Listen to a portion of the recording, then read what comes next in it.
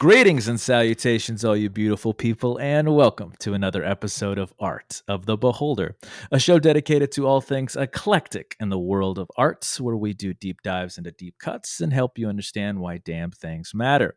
I'm your host, Novo Day, and today we're going to be talking about art and film and television, focusing on the legacy that is Studio A24. To hash it out, we're once again joined by my favorite studio head and exec, and that is Mr. Philip Church of philipchurch.tech. Welcome back. Hey, thanks for having your people call my people. You're welcome. We did lunch. Here we I'm are. glad we could do lunch. Movie We got business. some sush, Yeah. and it's time to dish. Check the sketch, got some sush, gonna dish.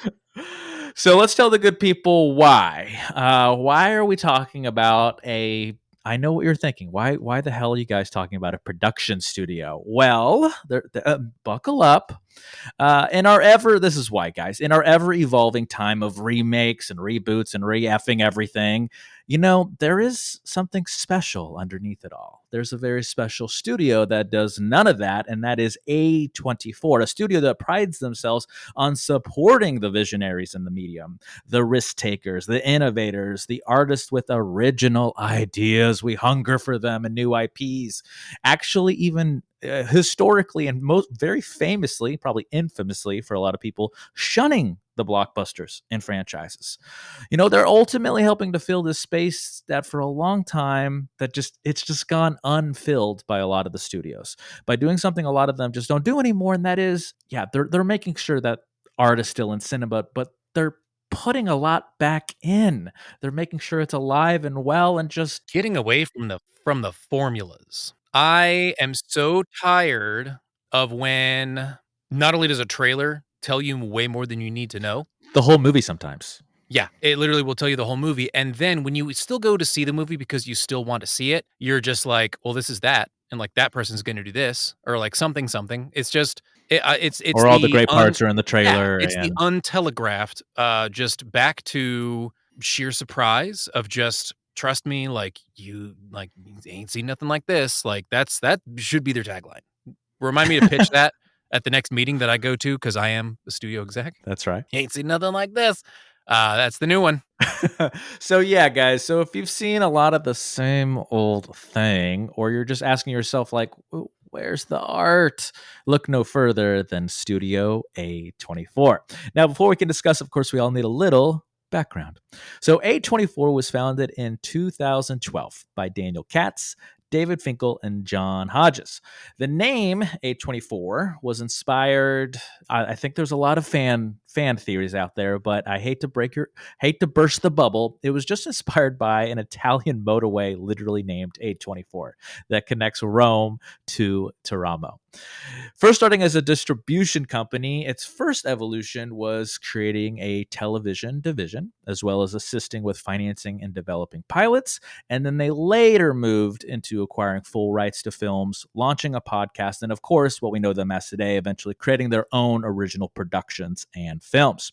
Since its inception, it's been nominated for 49 Academy Awards, winning 16, as well as receiving recognition from the British Academy of Films, The BAFTAs, the Critic Choice Awards, the Golden Globes, Independent Spirit Awards, and of course, the SAG Awards. In March 2023 alone, A24 became the first independent studio to sweep Best Picture, Best Director, and all 4 acting categories in a single year at the 95th Academy Awards. And the movie that snagged a lot of that for them too is Chef's Kiss. It's coming up. It's coming up. It's actually no spoilers. You gotta listen. Well, if I'll give them a little hint. If they've been listening to our shows, we did a best of 2022, and it was our pick for the best film of the year. It's excellent. I mean, as obviously just all the between local and international awards being given to it, but especially even with the academies, it says a lot with just how far they've come and the kind of art that they fully produce these days, but have just been behind and backing and promoting for over a decade. They're like the Steely Dan of movies. If you fucking love good movies, guess what? You probably like A24 a lot more than you realize, which is just like Steely Dan. I'm glad you talked about the time element as well, so put a pin in that. But before we get there, guys, we're going to take a little break, hear from our sponsor. We'll be right back. This episode is brought to you by novella Adulteration. Follow adult entertainer Jessica Amberstar as she embarks on a journey that will change her life forever. She not only finds herself in the industry, but figures out a way to transform herself and eventually become reborn. Find out how in Adulteration, which can be found on Amazon in both paperback and ebook. Available now. Now back to the show. Okay, Mr. Church, we are back, and I want to start the conversation with a question for you. Why do you think this studio gravitates towards these kind of projects? I would imagine it has to do with maybe feeling like some of that magical spark has been lost as a child of Like going to technically the the 90s. movies, that Yeah, because magic, I mean, yes, I with like my age, I am Jaws, technically more of a Indiana. '90s baby, but at the same time, I have older siblings, and I still remember a lot of the '80s movies, and You told me you're a boomer at heart in a show, I am. Philip. I am. I'm 80. Internally, I'm 80. He's an old biddy, Um, guys. um, but yeah, I also loved feeling like, just that excitement for the next movie with having lost, like you mentioned at the top, of just feeling like, cool, everything is a reboot, everything is a reboot, everything is a reboot. So I really think that a lot of it had to do with the fact that things weren't reboots back in the 80s and 90s nearly so much. Like, even if they were, it was still like the first of its kind, and it was a little more groundbreaking. Back when that was happening, what little it happened 30, 40 years ago. So I feel like it was a return to form to say there are a ton of great ideas out there, and they don't all need to be rehashed ideas with too much money thrown at them so that it just gets bloviated and the point is lost. What is poignant about their choices as well is they tend to lean on the side of artistic integrity. Almost all of their films have this essence of not only originality and original ideas, but there is this essence of artistic value that we don't see in the Marvel movies and the effing reboots and rehashes and remakes. I'm And so fucking over the Marvel stuff at this point, and that's coming. are you That's if there? y'all know me, I'm the biggest nerd that I in my own friend circle. I fucking love comics and nerdy shit.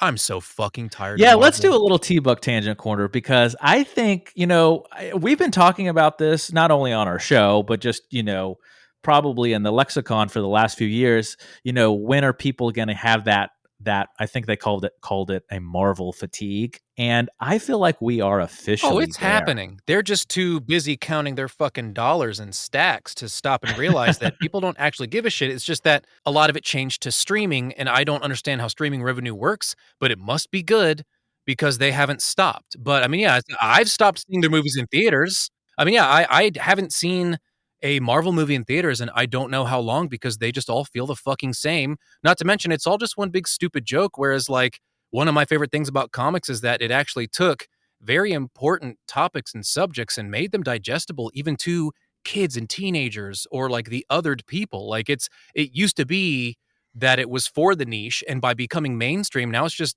dumb fart jokes and bro comedy and dumb shit. It's just not enjoyable to me. You know what? I cannot remember the last Marvel movie I saw in the theaters either. Oh my god! Yeah, Like likewise. I I don't just give a shit like right anymore. when you said that, I literally had to like, I was rubbing my You chin like, when did I see a Marvel movie last? like, I I I remember it when literally Captain America cannot came out. remember. Awesome. Thor, all the like the first wave, super excited, super behind it because they were far more true to the characters. I want to say Guardians of the Galaxy Volume 2. That's how long ago. I mean, it's been a long Yeah, effing I don't time. even know if I saw that one in the theaters, to be honest, I but almost always wait until they come out, yeah, I'm over it. I'm not paying to that much rent money just to go things like see that. some pointless piece of garbage. Well, Philip and everyone else listening, I have good news for you because we're going to be talking about the opposite end of the spectrum today with A24 films. Yes. Now, I think we need to give them. I think we need to give the good people a little history lesson on how films are actually made before we actually dive into the history that is Studio A24. Because there's three main phases to creating a film and getting it to your eyeballs, and it is production, so them actually making the movie, pre-production, production, post-production, distribution. Now that's when the rights are sold, they're They're played at some festival or something, and a studio head or a team likes it enough that they buy the rights to the film, and that's when they start marketing it. So this is just distribution. The distribution phase is really a nice way of saying this is the marketing phase. We're going to buy the rights to your film. We're going to make the posters. We're going to slap your face on the billboards. We're going to do the viral campaigns. We're going to get the word out. And then the last phase is exhibition, where it actually lands in your local movie theater, be it the one Not that's nearly as sexy as it sounds. the one that's ran by your favorite hippie in town, or the big, fucking Regal. conglomerates like AMC and Regal and Hollywood, wherever you go see your movies in your local theater. Now, with that being said, you have to understand that A24 first started as a distribution company only, so that middle phase. So they didn't make the films, they bought the rights to the films, and then they did what no one was doing at the time, and that is they would start to market it through viral campaigns, and they would go through all the non-traditional routes to critical acclaim because they were gangbusters right away. And they knew from the get go, at the top of this segment, I asked you, Mr. Chich, I asked why you thought they gravitated towards certain projects, and you see that right away in the progeny of films that they bought to distribute.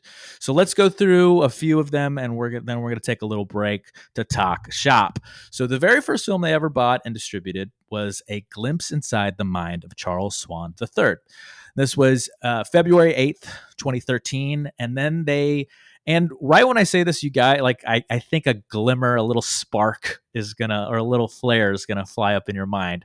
Remember Spring Breakers with James Franco? That's kind of where it starts for me with my Steely Dan metaphor, or like, Ooh, I yeah, guess bring it not a back. metaphor, but, yeah, I mean, again, I remember seeing Spring Breakers. I remember seeing all the trailers. I remember being like, "This looks kinda fucking bonkers. I'm curious." And then after hearing a bit of word of mouth, because again, I don't trust the big studio shit because they're all in on it.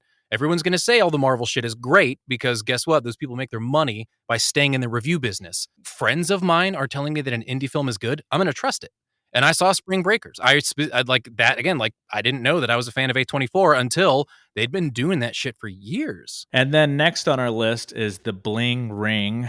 This was June 14th, 2013, with Hermione. Remember her? Oh And yeah, the Spectacular Now, August one 2nd, of the Emmas. 2013. One of the Emmas. There's like a Stone. There's a Watson. I always forget. Emmas. I forget which one's which. I just know that there's the older British Emma that I am more a fan of. That she's the Emma that I think of first. Then I'm like, wait, are we talking the redhead or Hermione? Too many Emmas. We're talking Hermione on this one, guys. That's good. That's good. And then I feel like they hit a stride, they hit a roll, and it was an avalanche. In 2014, they bought the rights to Denis Villeneuve's Enemy and Under the Skin, which stars Scarlett Johansson in the strangest role you will ever see her in. She plays an alien. It's absolutely excellent. It's absolutely artistic and avant-garde and weird, and you're gonna fucking love it. Now in 2015, I feel like this is where they really kind of the floodgates broke open. They're here to stay, and that was with 2015's Ex Machina. I remember seeing this in the theater. Now me and Philip both talked about this a little bit before we went on air, and we realized we've seen about half of these films. We haven't seen every single one. There's no time in the world for that, but we've seen most of them to realize what kind of films they not only attach themselves to, but we can already see right now the future of how their legacy is going to build. And Ex Machina is a perfect example of that, as well as Amy in 2015, Amy Winehouse, that is, Yeah, the documentary about the late Amy Winehouse. and Room, starring Captain Marvel before she was Captain Marvel in Mhm. our us making fun of Marvel Brie movies this Larson. show. Brie Larson, and she won an Academy Award. Like right away, we're like, this is the year where they're like, oh shit, A24, they're serious auteurs kind of thing. They're here to stay. And then that avalanche kept going. The snowball got bigger with, I think you'll have a lot to say here, and that is with 2016's The Witch. One of my favorites. And I guess one thing, but before we get too far beyond these, though, is that It's very worth pointing out, in my opinion, that, even before we got to that sort of, like, second batch or, like, the ones from 2014, if you will, where, like, Enemy, again, like, Denis Villeneuve, he was still building a career, but at the same time, like, had a name for himself somewhat already. But when you look at, like, Spring Breakers, like, that was Harmony Korine, who was, like, the cusp, like, of kind of almost breaking through, like, they were the hot ticket for, indie directors at the time. And then you've got, like, Bling Ring by Sofia Coppola. So, very smartly chosen. They definitely picked some very good ones to begin with because, yes, it's a business and it takes money to make money, and then it's interesting seeing that transition from their early phases when they were just distribution and when they move into being more of, like, full on. So yeah, I like going back and kind of thinking with that lens of looking back at, like, where did they start getting more of the pie? When were they like, we could do more, as compared to, the earlier phases where it's just like, look, we have enough money to distribute. Let's get some good names that we should get a return on, but that we believe in. Like, the integrity is there, and that's, I think, again, just why it worked. That's why I think it worked, because the integrity was there of them being very selective, not going crazy, and picking very interesting, like, films with good name directors, but films that, again, probably wouldn't have gotten the mainstream attention. Well, they've always prided themselves on giving their directors and their writers, essentially their filmmaking teams, almost complete creative freedom, which, if you guys have followed our shows before, or if you know even a little bit about the film industry in Hollywood, that is far and few between now. You probably have heard time and time again, either the suits in the room or the studio heads or the execs coming in and saying, well, you can't do that, or we need to change that. And then it becomes a fight with the filmmakers. Like, the directors and writers are actually at war with their own producers and EPs because they're like, no, this has to stay in. This, I can't even make the rest of this movie if this part doesn't stay in. The last time you saw a weirdly disjointed film where you felt like like, oh, this film doesn't know what it's doing, that was probably the cause. That it came as its own script first, and it started getting made, and then the people with the purse strings started getting involved, saying, "I don't like that. Change it." I think the last time I felt that way, like actually in the theater, is I remember I saw the first Suicide Squad before, like, the rebooted, Oh James yeah, Gunn version. And I remember saying that I took my niece to see that movie. I think she really wanted to see it a lot at the time, or I did, or something. And I was just like, hey, do you want to go see this with me? And she's like, yeah. And I remember us, like, getting to the third act and being like, what the fuck is this? Like, what is happening with the plot? Like, it made no sense towards the end. And that's the first. I mean, there's a lot of examples. That's the first example that pops in my head. But going back to your point, Mr. Church, about them seeing the potential in themselves, I'm glad you started to talk about that, because that was in the same year, 2016, that we stopped on. Because later in that year, they released their first produced movie, and that is Moonlight, in October 21st, 2016. the marketing for that one alone, it stands out in my head. They knew their strengths before, and, like, when they founded the company, they were like, "We're gonna do this like a motherfucker until we're more successful." Seeing, like, reels of, like, a bunch of their movies playing back to back to back, just, you can YouTube literally A24, or Studio A24, and you'll see, like, just like a quick cut a bunch of their movies. They have a similar identity to their film language. Like, there is a color palette, there is a look, there's a feel, there's an essence to their films that feels, and they embrace that too. They know that their films have an identity, that when you see that little A24 at the beginning, like the title card at the beginning of the movie, that's going to, and enjoy that and see the movie and enjoy that movie, that title card, that little logo, just the or just the letter A and 24 together, it means more to the moviegoer. And that's why they've created this very fascinating legacy. It's I just it's quite the journey, and, and I like Ex Machina, that was definitely the next one of those that I remember seeing, which, again, the quality level of that one, was still like, a lot of these you would go back and watch, and they did not have indie or like low budget vibes. You know, like there's times where you watch a movie and you can go, I know exactly how much budget these people have. You can tell where the money was spent. Not the case. Again, like these were very, I feel like meticulously chosen and probably fought for. Again, like when you have that passion for things like this, I really feel like it speaks to the people around them. So hence you've got people that helped get their start, like the Coppolas. And then moving on to like your Denis Villeneuve, that they clearly had some kind of relationship. When all you're doing at that point is just distribution and marketing kind of stuff, it says a lot. And it's nice to know that there are those other people out there that seem to care about this stuff as much as you. Because yeah, I mean, I just have you get theater fatigue, whereas this is like, like The Witch. I feel like I was changed. Like Lobster was pretty damn interesting. Green Room, super cool, love it. Swiss Army Man, like wild movie. And to your point with the directors and filmmakers, that was the Daniels again. Yeah. Yeah. Before they hit it big with everything. It's interesting. It has all the hallmarks of it when you like think about it that way and go back again and just watch the trailer. You're like, yeah, it screams of Daniels. But they didn't have a brand yet. I feel like that was when they were like, hey, we're doing good. Let's gamble a bit more. Like as far as I recall, that was like the biggest and most major release that the Daniels had done at that point was Swiss Army Man. But again, it had a good cast. Like there's that selling point that they can get behind, or that Harry they find the Potter. value. Harry. Yeah. We had Harry Potter because we had Hermione earlier. Harry.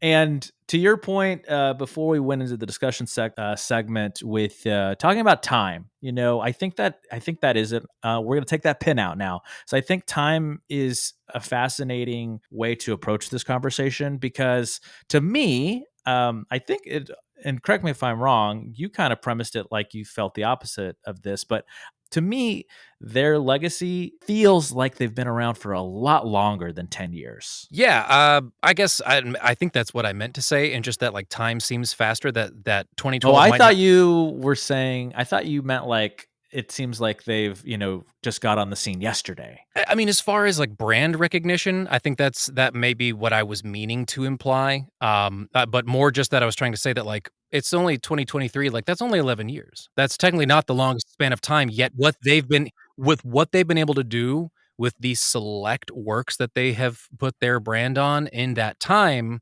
is epic. It is big. So no, I'm glad you brought that up because again, to clarify, they've done a shit ton in a short amount of time.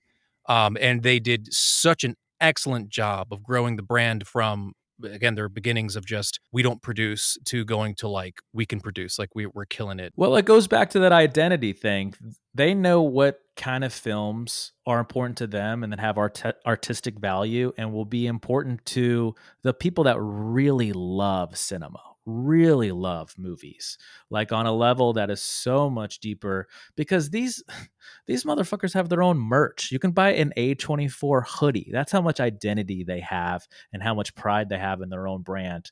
Can you think of any other studio that's like that? I mean, I personally can't, not off the top of my head. I mean, yeah, you see, I feel like that is typically No one's buying Paramount shirts. You know what's funny? That's exactly or the studio I was Warner just thinking about. Brothers or Warner Brothers hoodies. Yeah, you see that shit from like Six Flags or like theme parks. You see it in like cheesier places where people go and spend way too much money on a fucking hat that they don't actually care about because their kids wanted it, compared to like being a young adult or a not so young adult and being like, I freaking love this studio. Like I literally would rep them. And yeah, wanting to buy like the hat or the thing. And yeah, that's the other thing. It's like whether it's a crappy theme park purchase or just oh, I was a PA, like I've been doing film and I have all these WB hats. It's like the throwaway crap that no one cares about. Not the case. Again, they've shown their care. They've shown their intent. They've been, just crushing it with obviously supporting more really good, if not very interesting or just very artistic movies. And let's keep the ball rolling with continuing their filmography with 2017. In 2017, they either made or helped to distribute A Ghost Story, The Florida Project. Did you not see The Ghost Story? A Ghost Story? I didn't. I had too many people spoil it for me. Me and Ryan, your boy Ryan, we did a show on Lowry, on his filmography because he did A Ghost Story. So we, it's excellent. Let me be the reviewer for you right now. And I'm just talking to Philip, guys, for a minute. Everyone, shut up. Oh my God, see this movie. It's so good. You'll love it.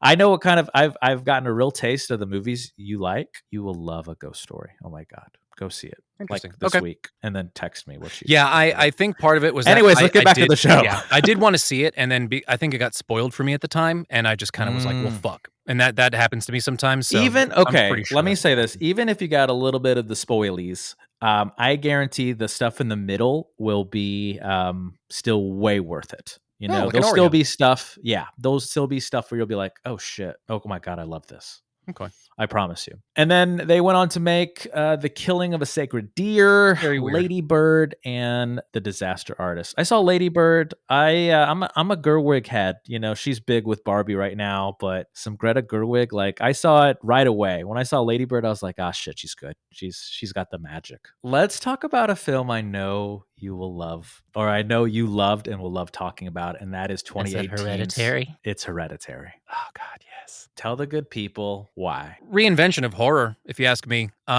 Wonderfully original story. I also I love I have come to more appreciate the not quite bait and switch because that has a negative connotation. I don't want to feel like I'm not saying the movie was deceptive, but I do remember wondering after the first 20 to 30 minutes, but like, am I in the right movie? And it Really, because it's like why? just it was so plain. Like nothing was it was far more about establishing the characters and the environment and setting up plot threads. Nothing supernatural happened until way later. Unless, of course, you're on your second and third watching, and then you see all the breadcrumbs and you see the hints.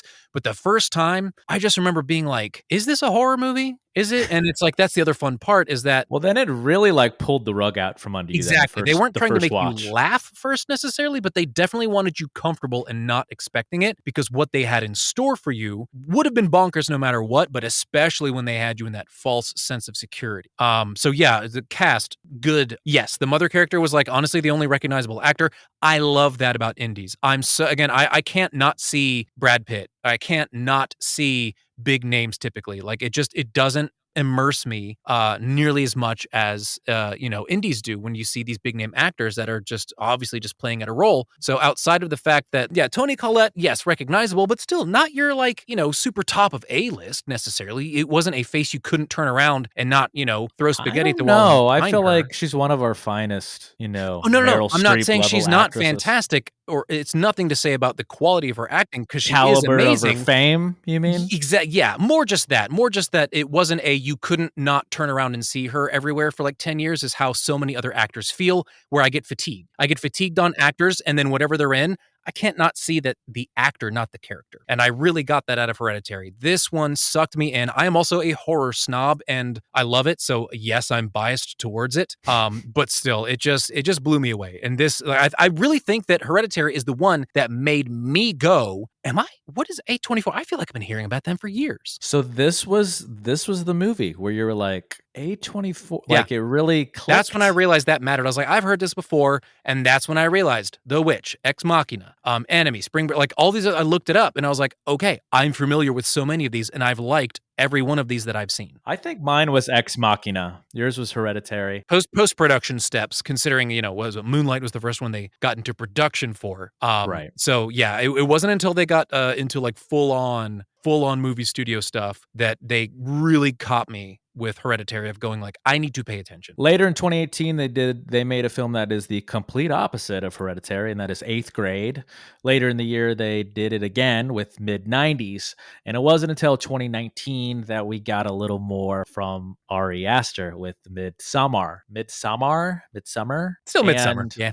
You say Midsummer or Midsummer? I just say Midsummer, yeah. Midsummer, and we get frowny face, Florence Pugh for 45 minutes to an hour. But I think, I feel like that after seeing Hereditary and then seeing Midsummer, I feel like, and we've talked about this before, Ari Aster is going to be one of the new guys. Please One of the never guys. leave me, Daddy Ari. Yeah, like we are just going to start seeing bangers after bangers, and we kind of still have. Later in the year, we get another one from Mr. Eggers in 2019, and that is The Lighthouse. And he's like, to me, he's probably, I know you're probably more of an Ari Aster guy than I am, and I'm probably more of an Eggers guy than you are. Like to me, I'm like, I see. I almost feel like it's things. roughly equal. Oh, I really? love both of them. It's slightly apples and oranges. I mean, yes, they're both indie horror directors, but I love the both of them. Don't get me wrong. I feel like Ari Aster is pretty much only horror in a lot of ways, where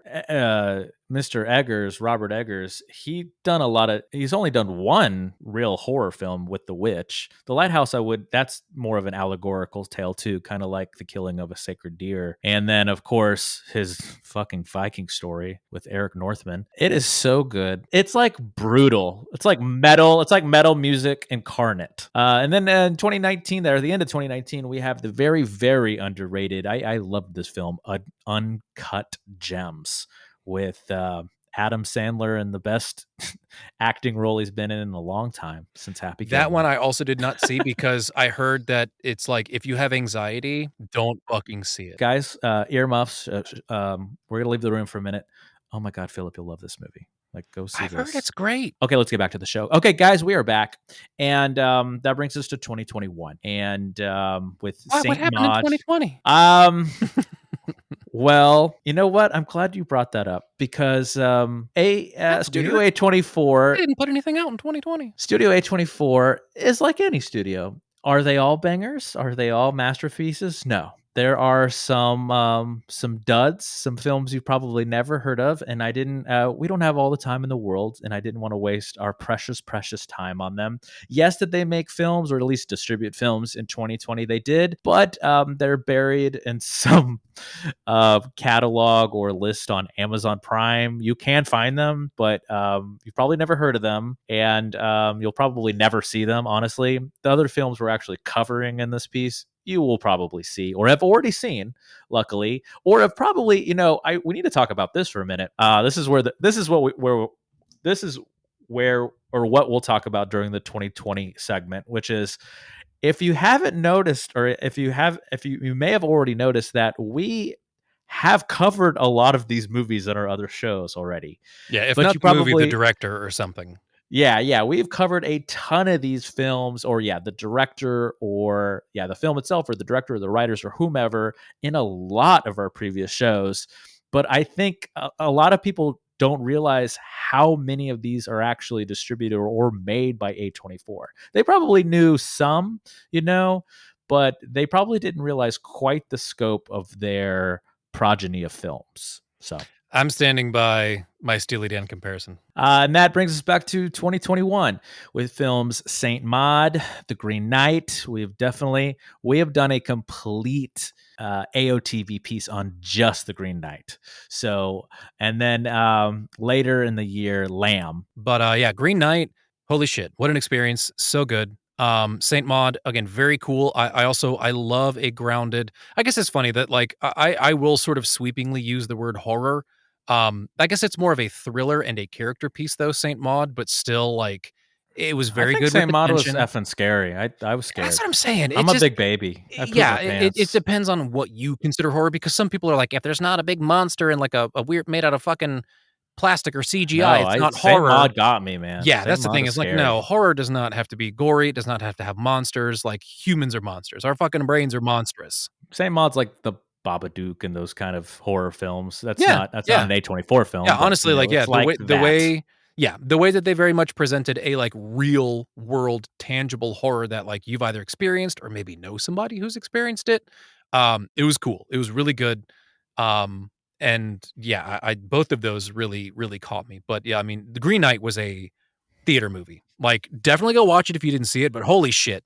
Talk about something that's meant for the screen. Again, just continuously reinforcing what it is that the big silver screen does, of just that immersive experience. Again, like, yes, had the main actor of that one had some fame before this, yeah, but not again like Toni Collette. I love movies and actors and actresses, and I still forgot her name for a second. I would be willing to bet that It's a most hard one to Americans remember. well, I feel like most Americans at least wouldn't consider Toni Collette a household name, so you wouldn't find household names in Green Knight. You're right, you just wouldn't. So, once again, it just makes it all the more immersive, but when you've got something that's already got so much, again, just the design, the cinematography, just, like, all the thematic stuff when whether you're talking about colors, the environment, like, the actual, like, earth, the environments, the places that the character goes to, Garwin. I just loved hearing that version of King Arthur call him It's another Garwin. like retelling of Yeah. a myth, of a Yeah, that mythological was the fun story. part too of just Yeah. I remember those stories. I read those and I remember thinking like, I'm so down. I love a good fantastical version of like a really ancient story brought to modern audiences, and The Green Knight fucking delivered. And that brings us to 2022, which is by far their most critically acclaimed year, most successful. And we will talk about these in little chunks, but just to give you an overview of what they did in 2022 alone, they released films, another horror. I would call this one more of a sleeper hit, X. And then, of course, the monumental Everything, Everywhere, All at Once. Beyond a movie. Impossible to describe. If that is one of I would say that is a top 10 of all time for me personally, and something that I think all people should try to watch. Everyone should watch that in the attempt to broaden your horizons and expand your own brain to understand what movies can do for you and what art can be. Absolutely. And now you can check out our show, Best of 2022. Click here, and where we go way in depth into gushing and talking all things EEAAO and why you should go see it and love it. Later in the year, they made Men, the sequel to X, or a prequel, Pearl. That's true. Pearl, and The Whale.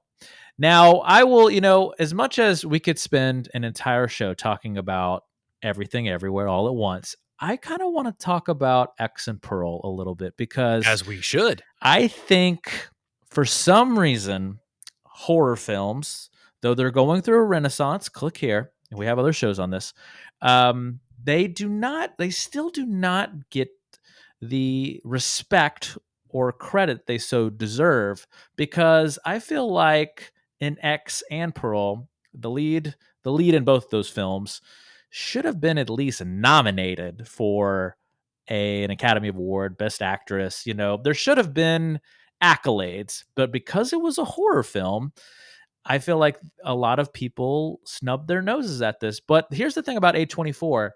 They know there's good cinema in horror. There's good art value and integrity when they have the right person helming it, like an Ari Aster or whomever, right?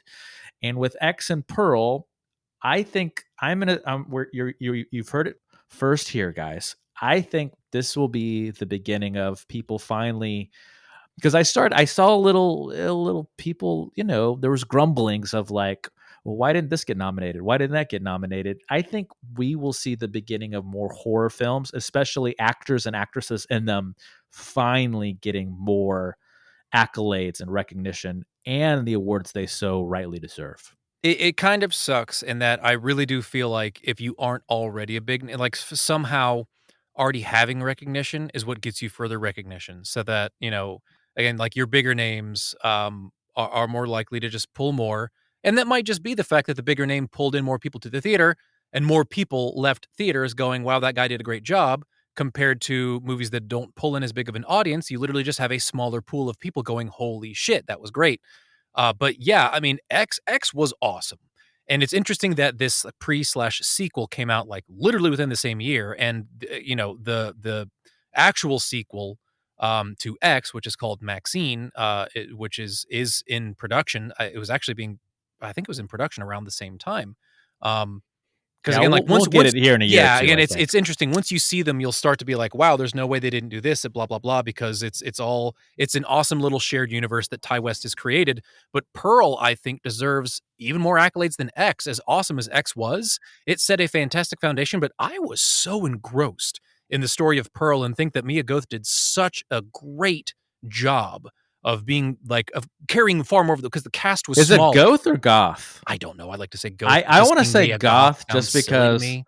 I feel like Goth sounds like she's like a metal singer, like she's in a band. She's like, that's a stage name. I bet that's her real name, but it sounds like a stage name, Mia Goth. I know it could When be, I say and the Goth that might be version, part of why I and it fits perfectly into her progeny of, since she does a lot of horror films. She also was in Infinity Pool. We've talked about that on our actually thought there show. was an E on the end of it. Maybe it is just goth. There's no E. It's Ah, Goth. It my is bad. spelled like like South Park caricature goth. And Hair in your eyes, shoegazing dance. Shut up, Dad. that's right. Should have died. You don't But get yeah, it. I Yeah, she did fucking she excellent she in Pearl. deserved Oh, man. But yeah, she smaller deserved cast. accolades. Yeah, smaller cast anyways, and the story revolved around her even more. So again, it's not like she didn't do a great job in X. It's just that it was just obviously different movie, different plot, more actors and actresses. It was just obviously different. Pearl was really fucking good. If you were like, "Hey, put on one of these two right now," I would probably pick Pearl. I also liked that just Ty West is such a fucking neat director. His cinematography is really interesting. I loved the like feeling of throwback. I mean, I was getting like Wizard of Oz vibes hardcore because that's the era in which Pearl like takes place. I just think that Ah, like he was touche. so good at demonstrating um how invested he was in the world that he was creating at the time. That Pearl is just it just strikes me better. But I liked both of them a whole lot. Now let's talk 2023. Some films that came out not too long ago. They re-released. They bought the film rights to Pi, which is Darren Aronofsky's very first film. I'm a huge Darren Aronofsky fan. So after Pi, he did Likewise. Requiem for a Dream and The Fountain and Black Swan, and he's done. He did The Whale, and Beau is Afraid. And then I want to ask you this before we start looking at some conclusions. Have you seen Talk to Me yet? I did just see Talk to Me. It was fucking awesome. I have been wanting, as soon as I saw the trailers for that, I'm like, oh, this is my jam. So give us a quick review. Ooh, Talk to Me is an incredibly grounded modern horror. I like that it avoids the dumb like don't go in there. Like there's horror, good horror like the modern good horrors don't fall into the stupid tropes and stereotypes of movies past. And I really think that by applying sound logic with good characters that have believable relationships to one another, it helps. Again, it really comes down to immersion, and I think that's the thing. Again, A24 is fantastic with picking films that are insanely immersive, and so I was very invested the whole time. Not to mention that the way that they can carry you through the film, the way that the characters bring you in, and that it is so grounded that you really are about as tense as you can be, wondering what the fuck is going to happen next because they very they don't pull punches, they just punch very carefully and specifically at certain times, right? It's not again, Ooh, I like that. it's not a how much CGI can we do? It's not a how over the Very top can we selective. be? Very controlled, very intentional. And especially the fact that there's enough lore and backstory behind what I guess just like the supernatural element that it's enough to satisfy those who are one of those like I can't help but notice plot holes. That's just kind of me. I'm a bit of an asshole. Um, but this one didn't leave plot holes. It actually, for once, made me excited to be like, they could do more in this universe. It raised Mm. just the right amount of questions while keeping me so satisfied and just moving forward. Once you've taken the plunge, again, they don't wait too long to get to the good meat of it. And once it's there, it's not a gimmick. It really is just legit like the fuck is happening and when's the next awful thing going to happen? And not in any, of course, like unbearable way that I was like so uncomfortable. It was that I was so excited to be like, what the fuck is gonna happen? Ooh, okay, guys, check it out. I know I will. Upcoming releases include The Talking Heads Stop Making Sense, and as already mentioned, Maxine. What a lot of people don't know as well is that the production company also helps to produce and distribute television series and shows. So I'm just going to go through these real quick because I want to start tying a bow on this beat. That's 2015 to The Carmichael Show, Two Dope Queens, probably, and this surprised me, Euphoria is an A24 Yeah, I joint. didn't I know didn't that. know that. I did not know that Legit. until I researched this piece. John Mulaney and the Sack Lunch Bunch, Ali Wong, Dong Wong stand up special, Beef, and The Idol, which was again, we can't all have hits, not all the time, but they do their best. And that brings us to some conclusionary points because I feel like they remember it feels like they've, at least to me, it feels like they've been around for a long, long time, like a Paramount, like a Warner Brothers, like a Universal, but they haven't. It's only been a Because they little over found and 10 produced years. all these uncut gems. So, what do you think the future holds? And tell the good people why they should study the progeny that is films and television from Studio A24. A24. found, whether intentionally or by accident, the perfect formula that is the anti-Hollywood movie formula, in Ooh, that yeah. they find fantastic talent across the board, from the directors to, again, all of the design, whether you're talking costumes, set, lighting, whatever, what have you, to the actors, obviously the writers. A lot of times these are writer directors.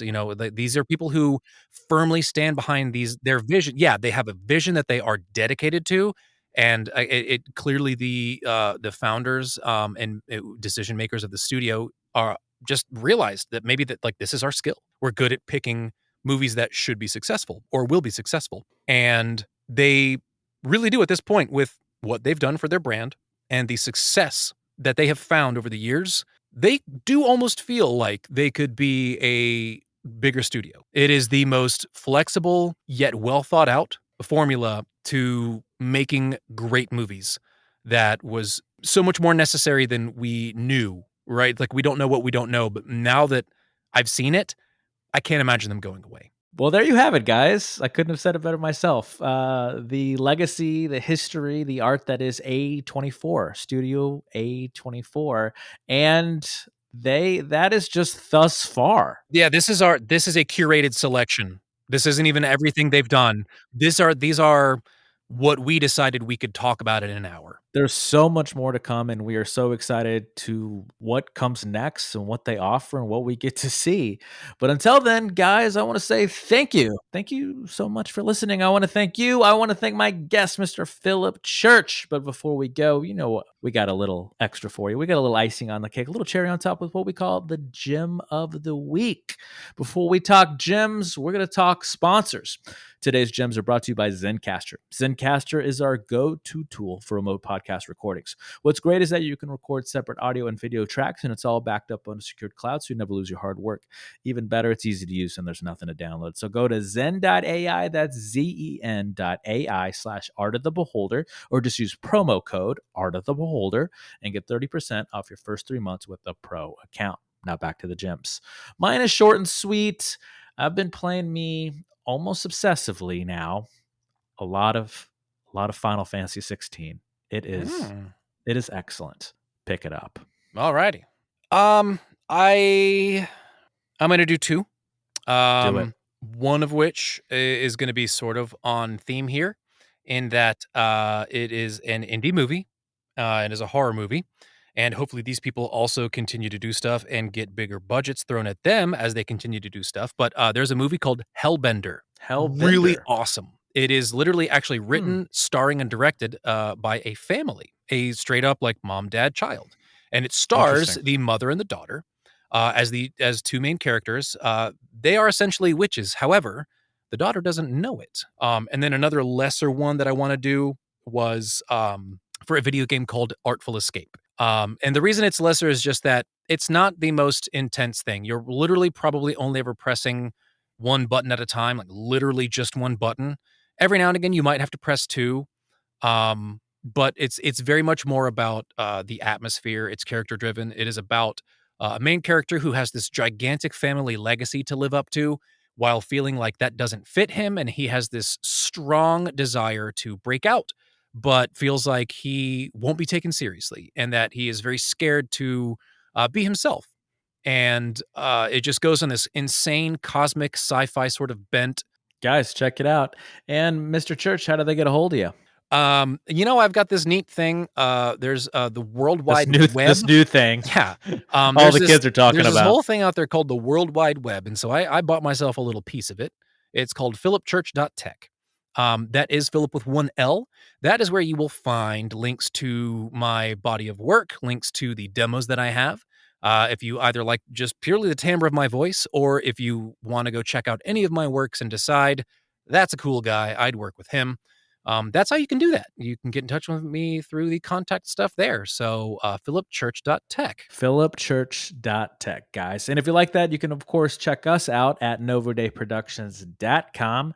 There you'll find a number of our products. You can also follow us at Novo Day Media and at _Novo_Day, and day is DE. And of course, you can like, subscribe, follow, do all the things, rate and review. And if you'd like to sponsor a little love child or be on the show, you can reach out to us at novodaymedia@gmail.com. So until next time, be good to each other. We'll see you in the next one. And as always, good luck and Godspeed. We love you. Art of the Beholder is brought to you by Novo Day Productions. Created and hosted by Novo Day and the Novo Day Collective. Facebook.com/Novo Day Media, at Novo Day Media on Twitter and Instagram. Music by A Company. Facebook.com/ACO Music 123. ACO on Spotify. Logo design by Tom Justice, JESTUS, of thejusticecompany.com, and executively produced by Clayton Anderson. All rights reserved.